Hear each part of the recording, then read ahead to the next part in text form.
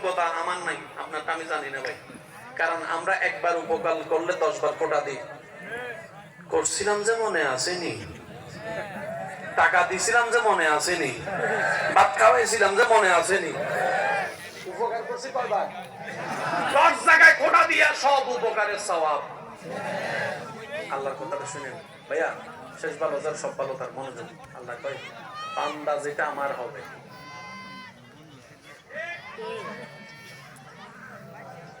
এবার বুঝতে পারছেন আমরা কেন অমানুষ, ওনারা কেন মানুষ? একটু জোরে কয় না ভাইয়া। জান্নাত কি মানুষের না অমানুষের জন্য? আমরা সবাই এখনো কোন দলে বলেন না? আমরা এখন কোন দলে? ওনারা মানুষের দলে যোগ দিয়েছেন। কারা? যাদেরকে আল্লাহ নিজে স্বয়ং হেফাজত করে রেখেছেন। সুবহানাল্লাহ। সেজন্য ওনারা কেউ জায়গা দখল করে নাই। এখানে এমনও কিছু মানুষ আছে বন্ধুর কষ্ট সহ্য করতে না পারে বলছে আর কি জীবনের একটা বড় দুঃখ, দোস্ত এরকম ঘটনা হয়েছে, তোরা কইছি মনটা হালকা করার জন্য। তুই একটু জড়া ডরা ধরে কয় ঠিক আছে দোস্ত, এরকম লাইফ অনেক কিছু হয়, চিল চিল চিল, সামনে যা। 6 মাস পরে যখন দুই ভাই বন্ধুর মতো ঝগড়া লাগছে, এদের মেসেজ দেখ হোয়াটসঅ্যাপে, 500 টাকা বিকাশ কর, নাইলে ওইটা কইয়া দিতেছি, ছবি এটা সাইডা দিতেছি। আছে না নাই? জোরে বলেন আছে না নাই? একটা কথা মনে রাখবেন, ভালো হোক খারাপ হোক, আপনার পক্ষে হোক বিপক্ষে হোক, কখনো নিজের কোনো কথা কাউকে বললেন না। যা বলার আল্লাহকে বলেন, আল্লাহকে। কারণ মানুষ পোল্টি মারতে 2 সেকেন্ড লাগে না। কত আপন মানুষ এখন আপনার পর হয়ে বসে আছে, একটু হিসাব করে দেখেন না, আপনি নিজেই খুঁজে পাবেন। যাকে একসময় আপনি নিজের কলিজা খাইতে খাওয়াইতে চাইছেন, সে এখন আপনার কলিজা ছিঁড়া গুনাগুস্তা খাইতে যাচ্ছে। আওয়াজ দিয়ে বলেন ঠিক কিনা? তো সুখের সময় রবের দরবারে সিজদা, দুঃখের সময় রবের দরবারে সিজদা। কারণ সেটা এমন একটা রহমতের দরবার যেখানে আপনার তকদিরও পরিবর্তন হতে পারে, দুঃখ সুখ হতে পারে, আপনার সমস্ত গোপন কথা সেখানে 100% সেফলি নিরাপদ থাকবে। চিৎকার দিয়ে বলেন সুবহানাল্লাহ। আর একটু জোরে বলেন সুবহানাল্লাহ। আল্লাহ তাআলা আমাদের সবাইকে একটু বুঝার তৌফিক দান করুন। শুনি নাই আমি, আর একটু জোরে বলেন। শয়তানের সাথে জিতার ইচ্ছা আছে তো? এবার আসেন। সারা রাত মোবাইল চিপতে ঘুম আসে, কিন্তু যখন আবার শোনা যায় আল্লাহু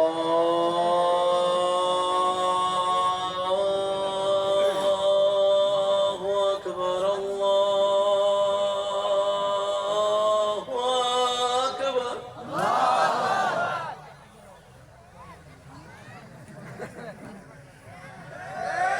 আমি কেন বলবো আপনারা একটু বলেন না ভাইয়া?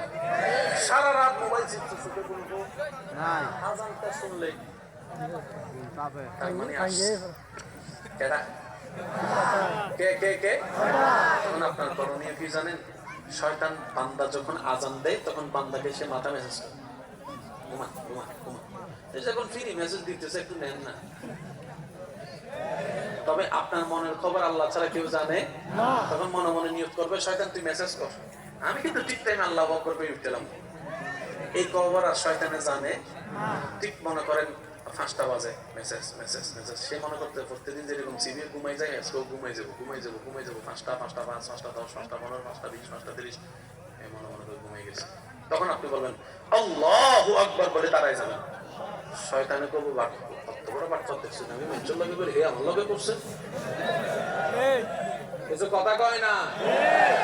সবচাইতে বড় যুদ্ধ আল্লাহর পথে যাওয়ার জন্য, আল্লাহকে রাজি করার জন্য 24টা সেকেন্ডে শয়তানের সাথে যুদ্ধ করে শয়তানকে পরাজিত করাই শ্রেষ্ঠ যুদ্ধ, শ্রেষ্ঠ যুদ্ধ, শ্রেষ্ঠ যুদ্ধ। 2 হাত তুলে দেখাই, বলো ঠিক কিনা?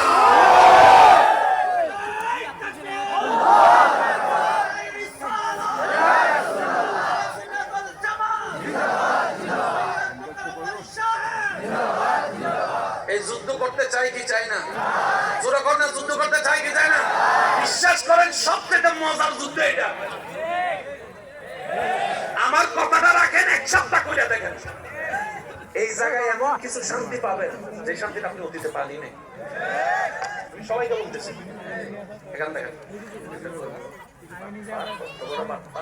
মনে রাখবেন, শয়তান যখন আপনারা বলবে বাটপার, ফেরেশতারা আপনাকে বলবে লাই।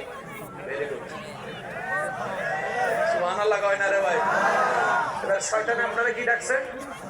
এ ভাই, শেষ ভালো যা সব ভালো, তার যখন কি ডাকছে? ফেরেশতা কয়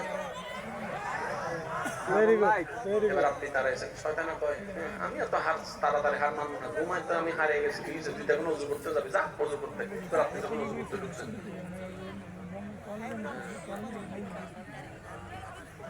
বলি কি করেছিলাম রে, মনে তো পড়ে না।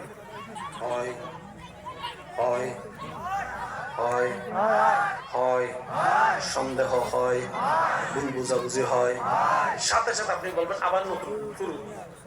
শয়তানে কয় হ্যাঁ আমিও হার মানতাম না, যতবার তুই বানাবি ততবার আমি ডিস্টার্ব করেন। আপনি বলবেন তুই কর আমিও করি, তুই কর আমিও করি, তুই কর আমিও করি, তুই কর আমিও করি।